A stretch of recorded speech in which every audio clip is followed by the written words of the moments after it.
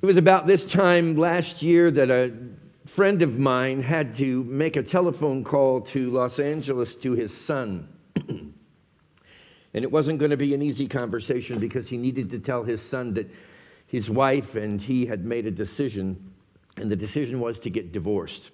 And when the son heard this message, he was alarmed. He was taken back completely. And his initial response was, "No, Dad, you cannot do this.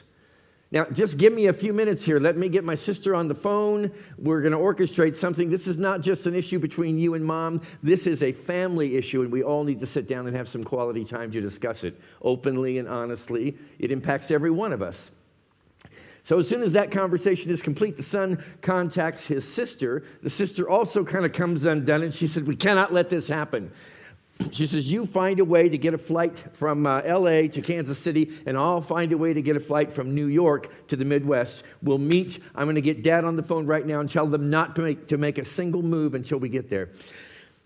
So she calls the father, explains the situation. He says, "All right, we won't do anything until you arrive." He hangs up the phone, and then he turns to his wife, and her head is nestled right there on his shoulder, and he says to her, "Sweetheart, I've got great news. Both the kids are coming for Thanksgiving, and they're paying their own way."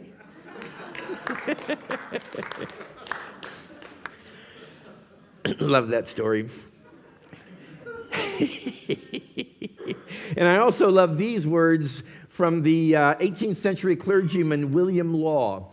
I came across this quotation, this excerpt from his work many decades ago. And I have referred to it again and again and again because it provides a sense of solace for me. Just listen to what he says. "If anyone could tell you the shortest way to happiness and perfection, he must tell you to make it a rule to yourself to give thanks for everything that happens to you.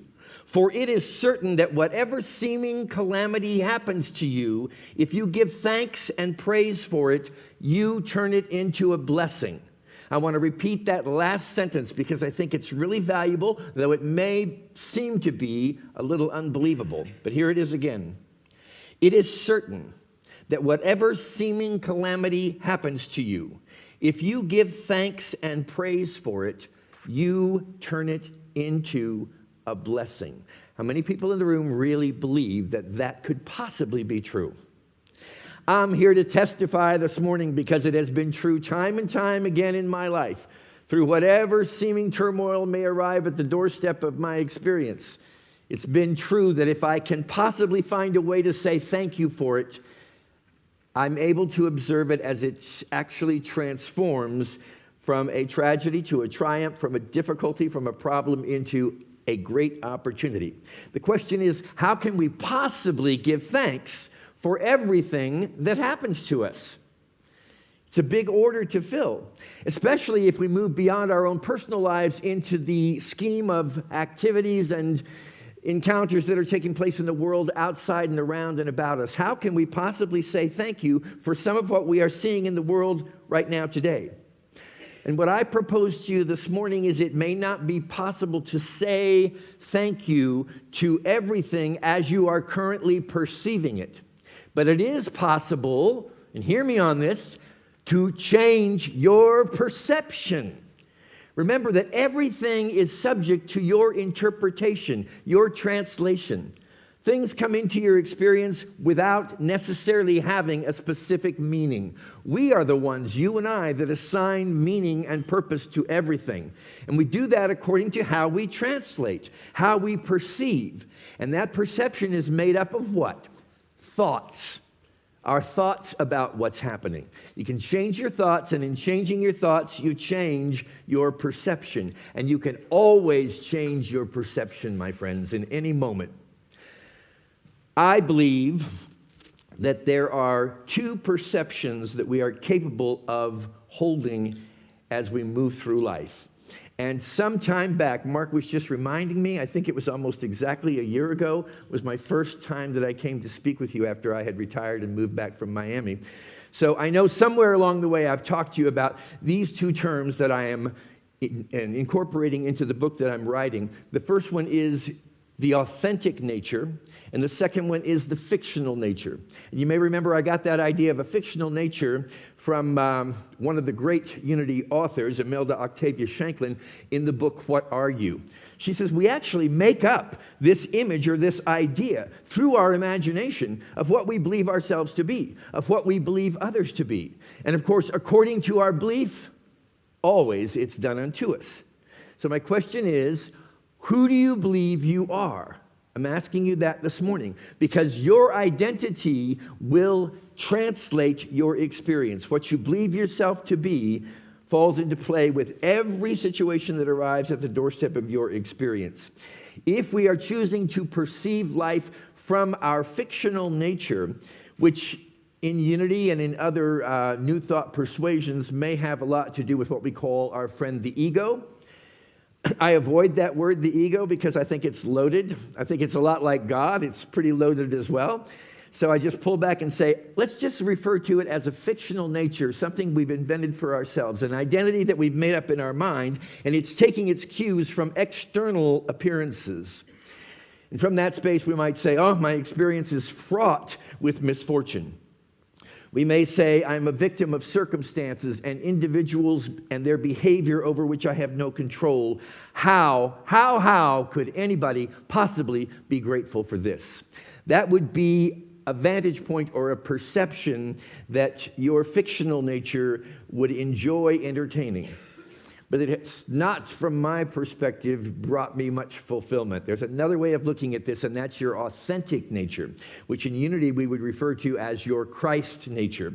It's the truth of who you are, and it's made up not of your own misperceptions or out of your own imagination. It's made up by the same energy that created you, that defined you, the God energy, the cosmic consciousness, and it can never be taken from you.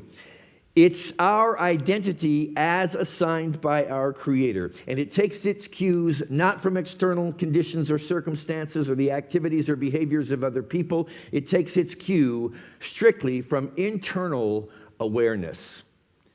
You know it just because you know it. You're not looking to anything outside to support your image or your idea or your perception of what's happening. You're instead going within to an internal awareness that you are allowing to translate the activities of your life and the experiences of your life. So from this perspective, we might find ourselves saying, I am responsible for how I perceive everybody and everything. Seems a big assignment. Nonetheless, as Unity students, we realize it's true. I am free to change my mind. And in changing my mind, I automatically change my perception. I can see the opportunity here to grow and expand. Can you look at a challenge, even bring one to mind, something that's not going, it may not be major, it may be, but it may be relatively minor, but it's still something that's making you uncomfortable. It's something that's not going the way you think it ought to be able to be progressing. So can you simply say that in this situation, there is a possibility for me to grow and expand in my awareness, in my remembrance of who I am and what this life is really all about. And in that state of mind, you're going to say to yourself, in all likelihood, how could I not be grateful for this? And if you look back over your life, it's my prayer that you will find that even in the most challenging of circumstances, when you may have thought it was the end of the world, there was something being birthed. We're going to talk about that this morning.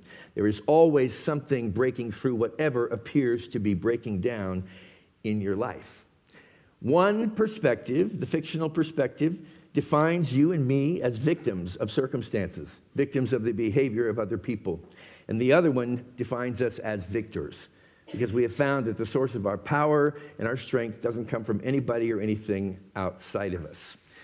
My experience has been that spiritual awareness always involves divesting ourselves of the fictional nature that we've given, the fictional identity that we've made up for ourselves, and investing ourselves in the authentic nature of who we are.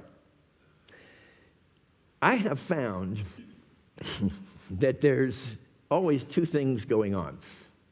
There's what I think is happening, and then there's what's happening. So frequently, if not constantly almost, there's a gap between these two things.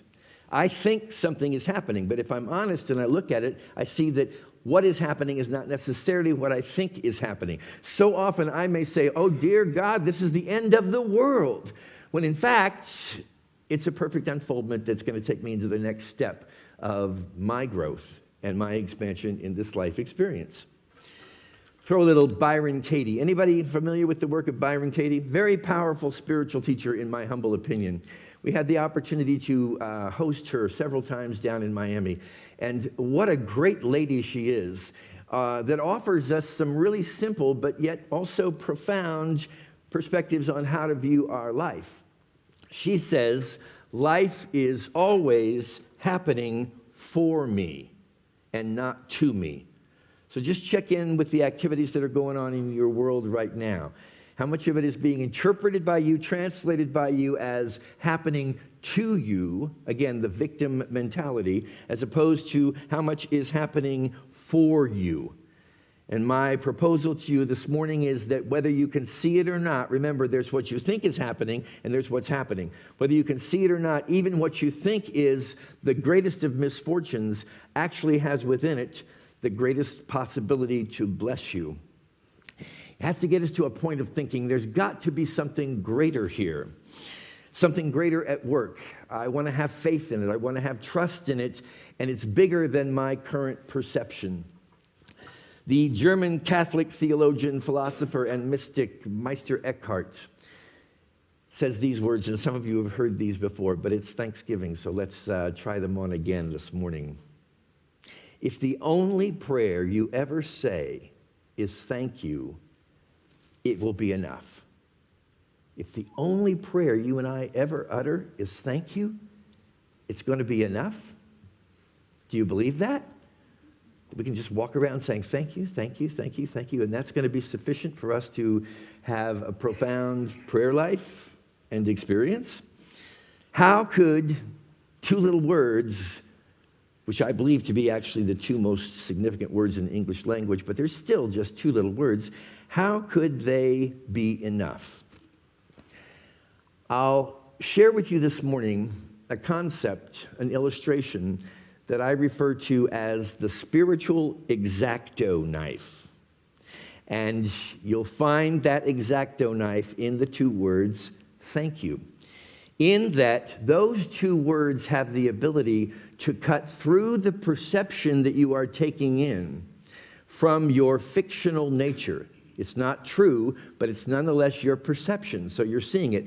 When you say thank you to a fictional perception, something that's going on out here, you're acknowledging that somewhere in there, there's something that is worthy of your thanksgiving and your praise. Now, we may not believe that initially when we're working with those two simple words, thank you, thank you. It might start off with us even needing to convince ourselves to some degree. Thank you for what? For this terrible situation, for this lousy circumstance in my life? Just saying, cooperate with the process. Consider what Meister Eckhart has told us. Thank you. What begins to happen is that those two words, I believe from personal experience, begin to slice through the illusion of appearances.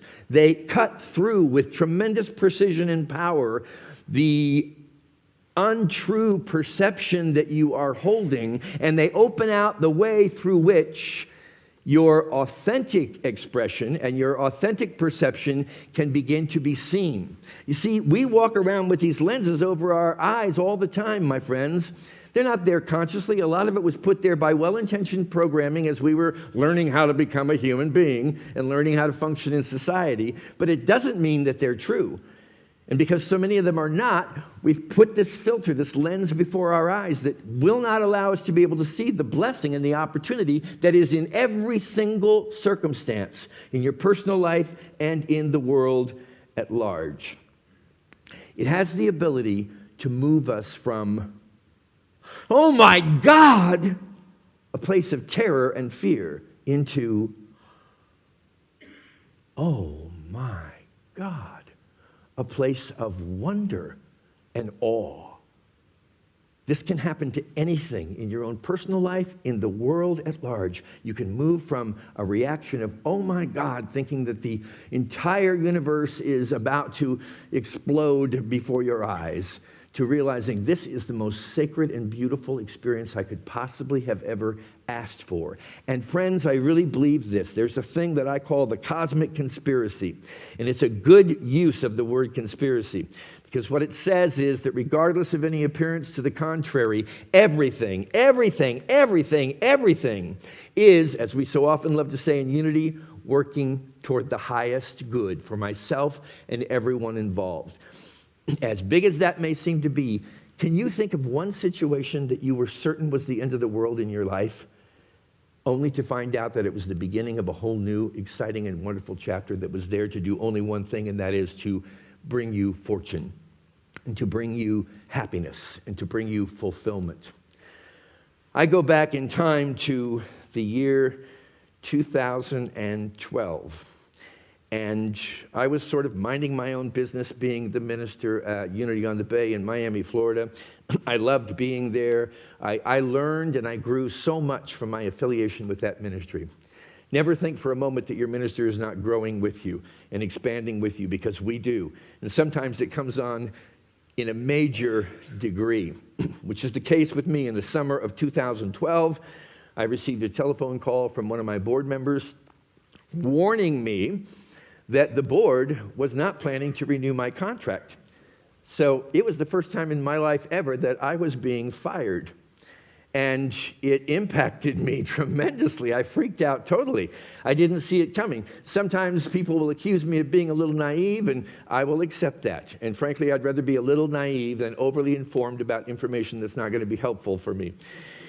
But this caught me completely by surprise. I'm sure now, looking back on it, I could have seen it coming, but it was shocking. And for me, it was a, oh my God, end of the world kind of experience. That experience was just uncanny, as I sought myself at that point in time to say thank you for having been released from this position.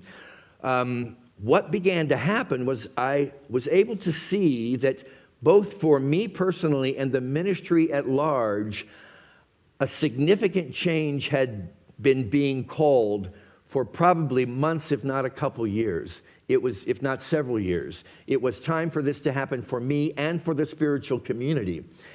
And as I began to see that, I would think, I don't know what this is about, but I can say thank you to the best of my ability. And what began to happen was a grassroots effort to overthrow this decision by the board. Now, I want to make it clear that I'm not saying the decision was right or wrong. You know, I went on to continue to serve as minister there for another decade or so, but I'm not saying that that board that said we've had enough of Jackson, let's let him go, I'm not saying they were right or wrong. I will say I don't think their execution was the best.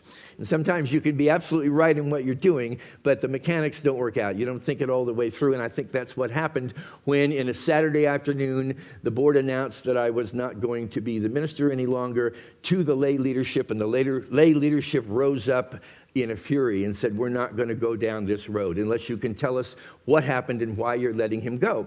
And at this point, I'm getting telephone calls from people at home saying, you know, what did you do? Why are they releasing you? Did you steal money? Did you molest a child? It was horrible to hear these kind of things being said about me, but I realized that it was out there because I really didn't have any control over it. The fire had been lit. What I did not know, my friends, is that whether I wanted to admit it or not, there were deep pockets of my own consciousness, even after all these years of working in unity, that were still filled with low self-esteem, unworthiness, undeservedness, and incompetency. And once I was able to release all of the external parties from any sense of wrongdoing and release myself from the sense of being a victim, I began to see glorious opportunities for me to stand more completely in my own strength and power and my own truth. And it turned out to be a huge growing opportunity for me and for Unity on the Bay, the church itself. We went on to experience an uprising of people who never before in the church wanted to have anything to do with serving as a leader. And all of a sudden they were on the spot because there was something, and I'm not saying this is about me, there was something in the energy of the spiritual community that was calling them up. And it was a whole new beginning, a completely new beginning.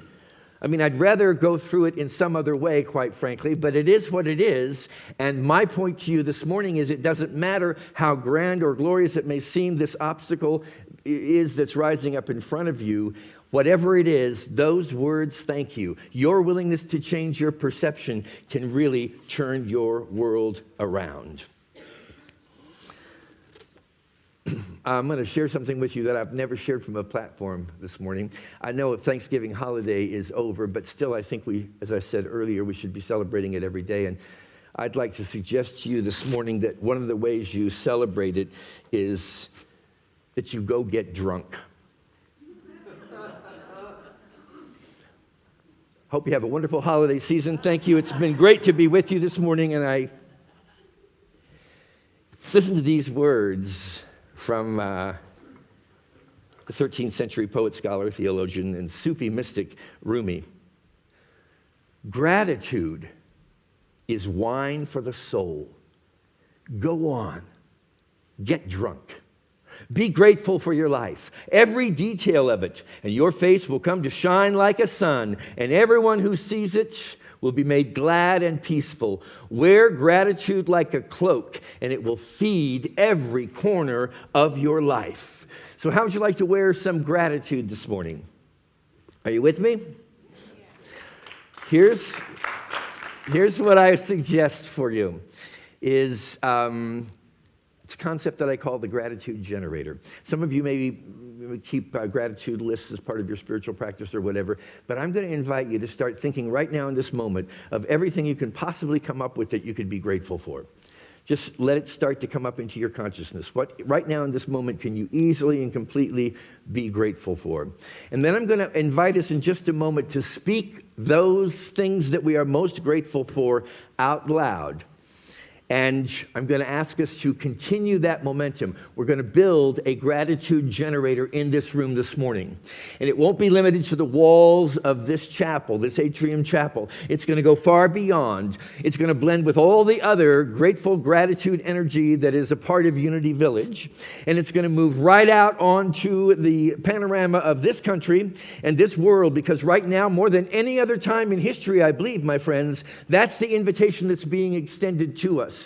To find out every little minuscule detail in our lives that we can be grateful for and begin to accumulate it and to let it build and to let it grow as this generator continues to bring power and strength and greatness and glory into our lives. So I know you all have an infinite number of things that you're grateful for this morning, and I'm going to invite you to join me right now in shouting them out as loud as you can. I don't very often ask people to shout during the middle of my talks other than myself, but here's your chance. Let's go for it and really build this. What are you grateful for? Get it out there. Speak it. Speak it to the world. Speak it to each other. Feel it. Let the energy grow. Let the energy grow. Let it compound. You're doing just fine, but don't stop. Think of more things you can be grateful for and more things you can be grateful for. This beautiful day, the fact that when I was walking in this morning, a tree dropped a huge amount of snow right down on top of my head. I was ecstatic about it. There's always something to be grateful for, my friends. I close with sharing these words from the Jewish rabbi Abraham Joshua Heschel. Take it in, my friends. Our goal should be to live in radical amazement, a way that takes nothing for granted. Everything is phenomenal. Everything is incredible. Never treat life casually. To be spiritual is to be amazed. To be spiritual is to be amazed. To change your perception, to allow your authentic nature to interpret everything that's happening, and then to wake up every morning saying not, "Oh my God," but "Oh my God." God bless you.